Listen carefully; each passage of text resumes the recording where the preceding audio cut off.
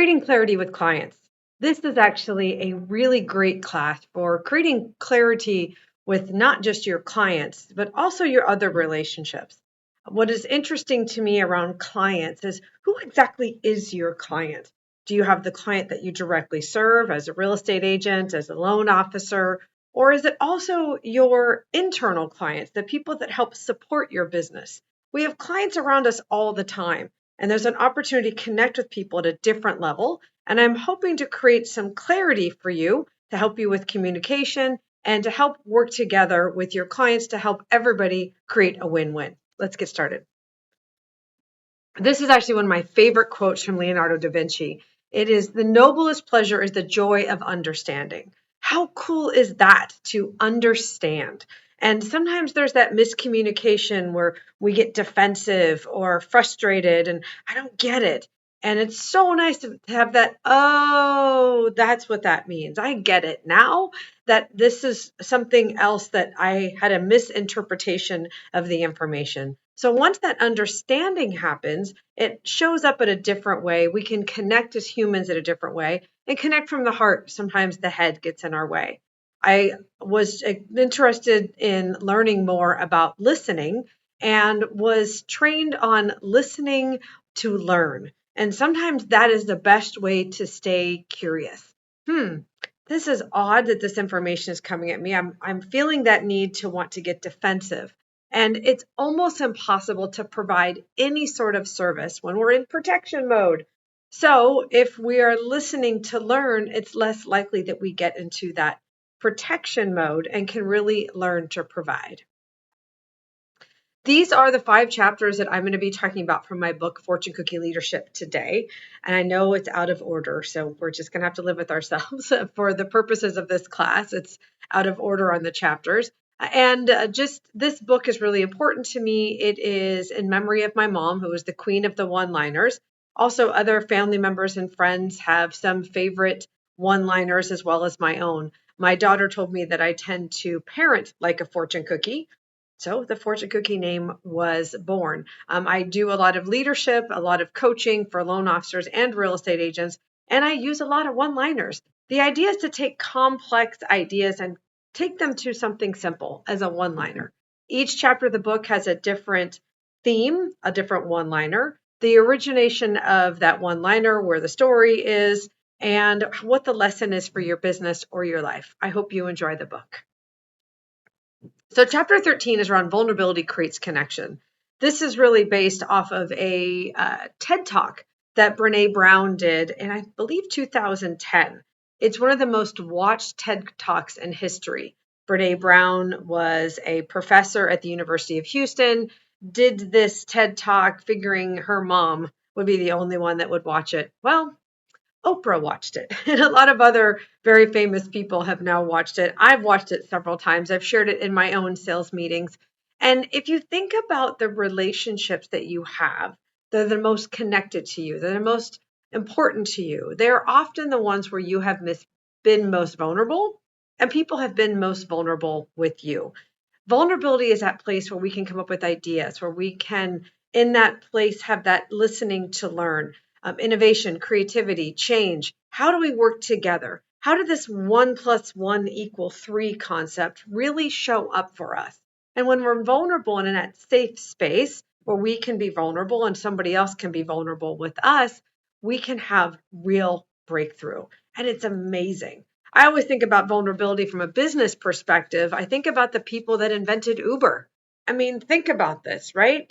That there was a time where getting into a stranger's car was dangerous. Why would you get into a stranger's car? That's scary. Well, now not only do we get in a stranger's car, we summon them to where we are and we give them our credit card information and they take us wherever we want to go. Which I think, how did they first present this idea to investors? Hey, we got this idea. We're all going to get into strangers' cars and get from place to place, and we're going to take over the taxi industry. What? That takes some vulnerability and some creativity to come up with these ideas. And we start thinking about lots of different technology and tools and ways of thinking that were never thought of 100 years ago. And it takes some vulnerability to have some innovation around it and be out there. So Brene Brown is right on with this.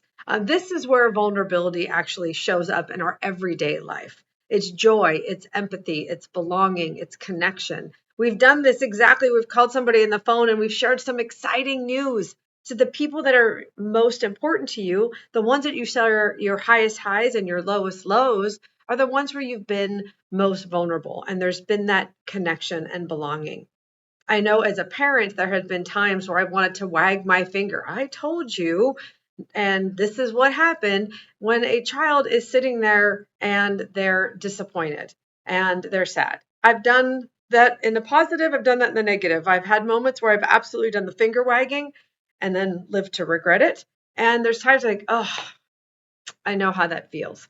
I understand how that must feel. Or if I don't understand, help me understand why you're feeling this way so I can connect with you and be empathetic and be vulnerable with you so that we can have innovation and creativity and change. This is one thing around vulnerability that's really interesting. This is actually one of my favorite sculptures. It is actually an unfinished sculpture of Michelangelo. It is in the same museum as the David. And when you walk into this museum in Florence, it's the David. The museum was built to house David, and it does a great job of centerpiece exposure to this famous sculpture. It is awesome. The David is amazing. And these unfinished works of Michelangelo are actually my favorite. I love the concept that Michelangelo said about his masterpieces, that he didn't actually create the masterpiece. They were already inside the marble. The piece of marble that he used to create the David was a throwaway. People didn't like it. It didn't seem like it was going to be a good piece of marble. It had some flaws in it. And he saw the masterpiece within and chipped away. And that's how I believe all of us are. That some of us, myself included, are still trapped inside the marble. And we're all chipping away at the excess to reveal this masterpiece within us. And this is what happens when we get stuck, right? Isn't it cool? You can see that guy's arm look like it's pulling out. It's pretty interesting. And I think we all have these moments that we judge ourselves by our intention and we judge others by their actions. So I think the greatest example of that we've all experienced is somebody driving too fast and cutting you off on the freeway. And it's like, "Wow, what are you doing?" And so we're judging them by their actions. This is dangerous. You're driving too fast. What is going on? And anger and fear and all of those things. And if you were that person driving the car and you had a loved one who had had an emergency and had been rushed to the hospital and you were doing whatever it took to get to the hospital as fast as you possibly can, it comes at a different perspective. Same actions, different perspective. And if we knew that joy of understanding that this is what was going on in that person's life, we might get out and stop traffic and help them get there faster because we would empathize the need to get to the side of a loved one in an emergency situation. So it's really this interesting thing of how we look at things and our own perspective, which is why it's valuable to constantly surround ourselves with people that will give us the kind truth, that will help us with perspective. Because we are often judging ourselves by what I meant to be there. I meant to be on time. I meant to get the work done. And others are judging us by our actions. We did not, in fact, get the work done on time. There's a judgment there on an expectation, and then there's disappointment. So when we are understanding our own intention and being able to communicate that, it can help with understanding. And then also understand that our actions send a message as well. So making sure that our actions are in alignment with our intentions is really valuable and continue to chip away at that excess marble. This is what's really fun about vulnerability is taking a minute. We're going to spend a little bit of time being a little vulnerable around who we are as individuals and how we can work with others, understanding their intentions and their actions. And the DISC behavioral profile is an acronym. It's driver, influencer, systematic, and conscientious, DISC. And we're going to go into each one. The four type of behavioral profiles actually goes back to the Crusades. And there is some psychology data that actually goes back even before the Crusades. How they used these behavioral profiles in the Crusades was to determine where you would be best suited on the battlefield: water, land, fire, and wind. I knew I missed one. And depending on which one of those fit your natural behavioral style is where they would put you on the battlefield. And so these 4 behavioral styles are something that have been around for a really long time. And it is used in a variety of different businesses. I like the DISC profile because I believe in a sales environment. It's an easy and simple way to help identify our own style as well as the styles of others to help create a better communication and have clarity and understanding with each other. Let's get started with DISC. The first time I took the DISC profile, I was interviewing for a leadership position at a real estate office. And the gentleman who did my DISC profile with me and reviewed it once I had taken the test online helped me get some clarity around who I am. I kept apologizing every time we would go over some piece of my behavioral profile. Katie, it says here you're not very detail oriented. Yeah, I know. I got to work on that. I'm sorry. And then I also don't necessarily stick to systems. I like to sometimes go my own path. Oh, I know. I'm sorry. It says that you make decisions quickly and you move things along rapidly. Yeah, I know. I'm working on that too. And he finally stopped me and said, Katie, stop apologizing. You are good enough. You are amazing just as you are. You actually have the behavioral profile of Fortune 500 CEOs. We just got to get you on the right seat on the bus to make sure that your natural style is in alignment with your work situation so that everything flows easily and you have a lot of fun doing it. I thought, oh, I'm good enough, just the way I am, just the way that God made me. And you are too. You are good enough. You are worthy. And the DISC behavioral profile does not measure for intelligence. It does not measure for morality. So you may behave a certain way that is similar to somebody else, though your morality and intelligence are different. So you're going to adapt differently based on your own criteria of intelligence and morality. So the easy way to identify ourselves is actually 2 very simple questions. How do you assert yourself? Are you more of an ask person or a tell person? My sister is most definitely an ask person. She asks lots of questions to assert herself, get understanding, get some detail. I always say it's like the police officers and Law and Order episodes. They ask a lot of questions to drive the conversation. Tell people are more like the judges. I tend to be more of a tell person. And this is what's the right thing to do. This is the plan. This is what's going to be fun. And tell previous experiences where we did this or that, and doing a lot of sharing. So are you more of an ask person or are you more of a tell person? So there's usually somewhere on the scale, right? We all have a little bit of both. And most of us know right away if we're tell or ask. The next question. What do you focus on first? So this is when you come into work, whether you have a home office, whether you go into an office, what do you focus on first when you're starting a day? Do you focus on the task or do you focus on the people? Now, if you focus on task, it doesn't mean you don't like people. And if you focus on the people, it doesn't mean you'd never get anything done. The idea is that what do you focus on first? And what that is really important to identifying your DISC behavioral profile.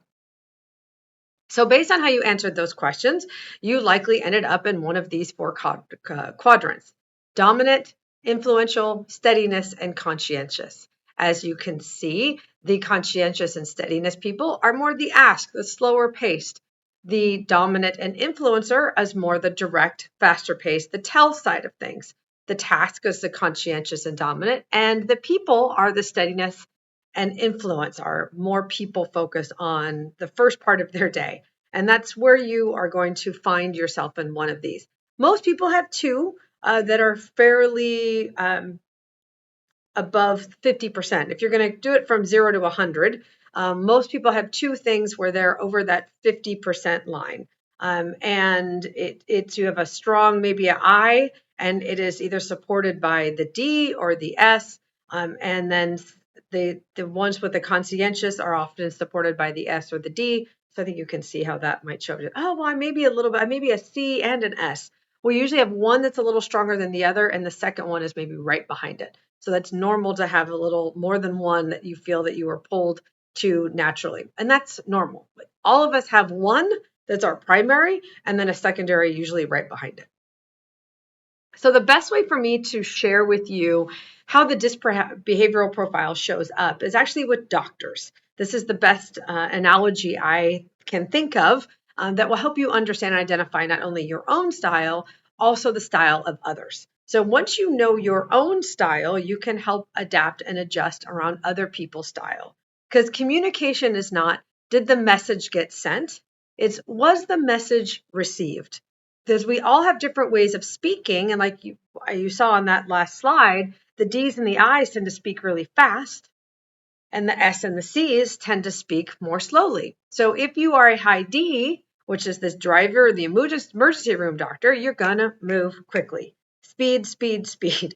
Speed is the name of the game for a high D. High D is all about the results. Think about an emergency room doctor. Something comes in. Boom, we got to solve a problem. Quick, we've got to stop the bleeding. The how is almost inconsequential. It's important to get the result, stop the bleeding. How we get that together may be a little unconventional, and it's about speed. So an emergency doctor is all about quick thinking, quick decision making, sometimes making multiple decisions, one after the other, until getting it right. And that's okay. And right for a high D is about the result. Did I get it done? Yes. That's about the result. It's about being right about getting to the result. So we think about high Ds as people that have a very strong personality. High Ds can show up that way. A lot of times high Ds wear dark colors, very simple clothing. They don't want to be too I would say they don't want to be too out there as far as colors and things like that. And part of it is because it's about the result. I want to be dressed professionally. They almost have a look of a uniform because it's simple and they can get that done because it's more about getting the task done. They also want to be moving things forward quickly. So if you are doing a presentation for a prospective client that's a high D and they stop you and say, "What's next? I'm ready to go," then do whatever the next step is in the sales process. If you keep going on your presentation, you're likely to lose them as a client and lose the sale. Because a high D, when they say they're ready, they're ready. And being disrespected is one of the biggest triggers for a high D. So if you are not respecting their time, they're not likely to want to work with you. So keep it moving. If you are naturally an S or a C and you want to go over every single page of your presentation, you will lose a D. Now, lucky for you, Ds are only about 7% of the population. So it is when you see them, they're very easy to identify. Their traits are very upfront and forward, and they just wear their feelings on their sleeve to a certain amount. So you always know where you stand with a high D. All right, so the high D driver person, their greatest strength is decision making, and their greatest fear is not being respected.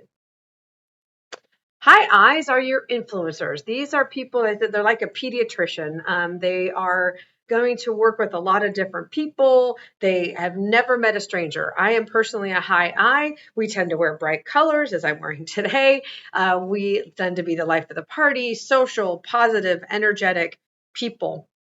High Is love to have thousands of friends on Facebook and really connect. They're great at social events. Anytime you are planning an event or a party, the high Is are going to add the fun factor. Hey, let's do this. It'll be fun. And that's a way to help motivate a high I. Come on, it'll be fun. This is exciting. And move things forward with the high I in that way. High Is also wear their feelings on their sleeve, and they will tell you everything about their weekend without you ever having to ask about it. And sometimes with a high I, there's a component of, come on, we got to focus. High Is are pleasers. And the higher the I, the higher the people pleasing happens, where they will sometimes overcommit and a desire to want to please everyone. And it is an absolute Achilles heel of a high I. High Is will get very creative, outside the box ideas, thinking. They tend to shy away from heavy detail work, which is where you're going to need to have your intelligence help you. If you're a high I like I am, we need to do the detail work to get to our dreams. And sometimes it takes a lot of energy for us to focus on that. for a finite amount of time. And just getting that done has a great sense of accomplishment. It just sometimes takes that energy to get it done. So the high I's tend to ask the questions of who. They want to know the people. Who's going to do what? Who do I need to talk to next? Who's the person that's going to help support this presentation, this meeting, this sale, what have you. They love the who part of the business. And they also want to do the dot connecting. Well, you must know, and do you know this family or that family, and how we're all connected on this planet is really important to high I. Oh, and high I's are 11% of the population. High S's are 69% of the population. Yes, they are. And what a high S is like a general surgeon. They are highly, highly systematic. They do not like change. So when you are listening to people say, oh, people don't like change, or they do this, that's usually around high S's. High S's are okay with change if it goes slowly and they're part of the process. My oldest daughter is a very high S. When she was 10 years old, I rearranged the furniture while she was at soccer practice and she completely freaked out. And like, oh, that's really interesting. And so I realized that she was going to be very sensitive to change. I needed to have her be part of the process, and that would help her feel safe. So high S's are like general surgeons in that they've been doing the same surgery the same way for a very long time. And if they're going to have changes, they want to be part of that process and have a real understanding of how their system is going to change, and to make sure that their team is really good with that. They're super team focused. They are fantastic observers and amazing team players to make sure that everybody's doing okay. They're often the people in meetings that will not speak up unless you ask them to give their perspective. And often their perspective is the best because they've been paying attention and slowly observing things. We talked about the speed of a D and an I, and S tends to be more slowly in their speech and their decision making and in taking any sort of risk. They're going to take a look and see what the ripple effect might be. A high C, or a highly compliant behavioral profile, is 13% of the population. Oh, I forgot to say a high S, their favorite question is why. The favorite question of a high C is how. High Cs tend to be highly compliant or conscientious. I think of it like a brain surgeon. No matter how long it takes, as long as it's done right. Step by step is the process, making sure everything is done right. High Cs do not like to be wrong, which is different from the high Ds who like to be right. They want accuracy to win over everything. I learned more about the real estate contract when I had a rocket scientist actually as a client. He asked me so many questions about the real estate contract because he read every single line and would call me and ask me questions about different paragraphs and statements. And for him, it wasn't about what was my guess or intuition around the contract. It was, hey, could you find out specifically what this means? And so I would go to our attorney and ask the questions and get specific answers to his questions. And most of the time, he was just curious, wanted to know, because it made him feel safe to understand the contract at that level. They tend to be perfectionists. High Cs tend to be perfectionists, not only outwardly, inwardly as well. They are phenomenal safekeepers. High Cs are the ones that make sure we have bridges and elevators and buildings that are all safe and work. Thank goodness for high Cs. We need them in our world to help us be able to function in a safe manner. They create that detail and deliberate safety items for everything we do. And so one of the things that's really interesting about high Cs is they can be perceived as a little cool. And what actuality, they're very tender-hearted. And because they are such high perfectionists, sometimes they take criticism especially hard. So if you need to give feedback to somebody who's a high C, make sure to sit with them and tell them that they're doing everything to plan, making sure that this is not about them being wrong. It's just about that we all have blind spots. And we all need to work together to help support each other with our blind spots, and how we receive feedback from others in a way that's constructive and helpful to reveal that masterpiece within. So here we are. This is your quiz. It's a pop quiz. Look at this. Can you guess the behavioral profile of each of these Peanuts characters? And it's very interesting to take a look at this. So Schroeder is a musician. Accuracy is important with musicians, playing the right notes at the right time, at the right speed. All of those things are important. So engineers and musicians have a similarity and then around accuracy. So yes, they're a high C. Lucy tells you where to go and how to get there. Yep, she's a high D. Charlie Brown is a good man, Charlie Brown. He takes care of his friends. He's easygoing. He's a go with the flow kind of guy. He's a high S. And Snoopy dances on tops of buildings. So he's always having a party, which makes Snoopy a high I. So this is a way to identify how somebody is showing up based on their behavior. And so you know how to communicate with them because of their behavior in a way that makes them feel safe, makes them feel seen and heard, and you can connect at a whole different level once you understand how somebody wants to receive information. It's not just treat others how you want to be treated, it's treat people how they want to be treated and be very sensitive to how they are receiving information. One of the things about DISC that I really like is perspective.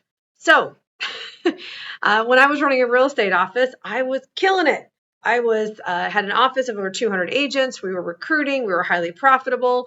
It was during the recession of 2008, and I was feeling like I was rocking the plank. My assistant manager came in and asked for some time with me and looked at me and said, "Katie, I love you." I'm like, "Uh-oh, how bad is it?" He's like, "Well, the staff hasn't seen you in a couple of weeks. Your door's always closed because you're in meetings or you're on the phone. And people want to have access to you because you recruit people. They want to be working with you, and then they rarely have time with you." And so he was reminding me that even though I thought I was rocking the plank, in fact, I was the drowning elephant. And I was unable to see the picture from inside the frame. Based on my behavioral profile, I was really paying attention to the results. And we were hitting all the results on paper. I was not really connecting to the fun factor, part of who I am, and connecting with my team and having some fun and really being available to connect with people at a different level. So it's important to have multiple people on your team with different perspectives and points of view so that we can all help fill in some of those blind spots that we think we're killing it and we're actually the drowning elephant. Chapter 28 is a little bit around that having a great team. So this is actually an Einstein quote around teaching a fish to climb a tree. The idea is that it is really difficult to teach a fish to climb a tree. Is there a way to do it? Maybe a pulley system, we could get them up in the tree and all of that. And it would take a group effort to make it happen. The idea is that a lot of us are trained that we have to be good at all things. No, let's create a team where people have their strengths and we can support each other. So we're not going to teach a fish to climb a tree because that doesn't make any sense. We're going to have the monkey climb the tree, or maybe the elephant is just going to knock it over. And figure out whose strengths are in the team for who can handle the strategy, the tasks that need to be done for moving forward as a team. If you are working as an independent contributor, having people on your team might just be part of your support network. What does your support network look like for you? And making sure you have people on your support team that have a different perspective or a different behavioral profile than you do and are able to give you really great feedback so that you are paying attention to all the different potholes as you're moving along on your goals and dreams. Everybody is a genius. Everybody. And so this is why we want to make sure that we are finding our own genius and then helping to find the genius in other people. What is the thing that makes them shine? My second daughter, Erica, was diagnosed with dyslexia until at high school, which was really late, and had really struggled with reading, even though she's brilliant. And so she was being judged on her ability to read, and she's brilliant. She just had a different kind of genius. And she's so brilliant that when she finally got tutoring on how to really work with her dyslexia, ended up using it as an advantage. And she has just absolutely blossomed and taken off because of her ability to say, hey, I am a fish and climbing a tree, it doesn't make sense. So how can I thrive in the ocean? And so finding your genius is really, really important. And these are my 3 adult children or young adult children that all have their different gifts and genius. And so it's really an opportunity to help find that genius on your team so that you continue to move forward. Because everybody has a different role on a team. I use sports as an analogy a lot. And in a football team, you have different people who have a genius for different things. And it's important for the team that everybody is understanding of their own genius and then trusting the other genius around them, that they are all working as a team collectively to make things happen. Chapter 29 is actually around sometimes we're going to look at things because we come from different points of view, because we have different behavioral styles, because we all were raised differently, that sometimes we're going to agree to disagree. This was one of my mom's favorite quotes to my sister and me. This is when my sister and I were both in high school. And so my mom would say something to me, if I agree with your points, and we're going to have to agree to disagree. And ultimately, she was the parent, so she got to make the final decision. And one of the things I loved about my mom was her ability to say, let's hear your perspective. I'm going to give you mine. And as the parent, she'd get to make the decision. Now, when I got older, I got to make the decision around my life. And I still like to get different points of view. Like I mentioned earlier, my sister and I have very different behavioral profiles and different perspectives on things. So sometimes I will call my sister and say, okay, I need you to challenge me on my thinking. What am I not seeing? What am I not understanding that I need to pay attention to with this decision or what I'm looking to do next? And so this is an opportunity to make sure that sometimes we just have to agree to disagree. And this happens a lot in a real estate transaction when you have other people involved, like, hey, maybe we need to just agree to disagree about how we got to this point. We're here now and we've got to move forward. So there's a component with agreeing to disagree that we've got to, again, find each other's strengths and figure out what's the best path to go next. It doesn't have to be rock, paper, or scissors, and doesn't always have to be a winner and a loser. We can agree to disagree and still commit. And that's one of my favorite things is like, I don't know that I agree with your perspective, and you might not agree with mine, and we still need to make a decision to move forward. Let's make the next best step and the next best system that needs to be implemented to solve the problem, to close the transaction, whatever makes sense.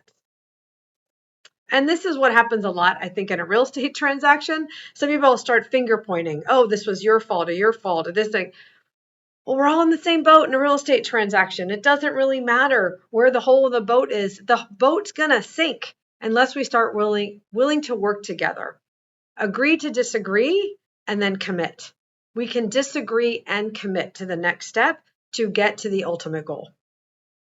My mom's favorite thing to say to people was, let's pray for them. And my mom used to say a lot that hurting people hurt people. And that's an opportunity to pay attention when we're coming at things from different points of view, that you can do everything right. You can give perspective on what their behavioral style and communicate to somebody. You can listen to learn and stay in curiosity. You can agree to disagree and still say, hey, how do we solve the problem? How do we make this a win-win? And still have that moment where it's like, I don't know what's going on with this person. I am not understanding their perspective or situation. We're going to agree to disagree, and I'm just going to pray for them because that's all I can do is put positive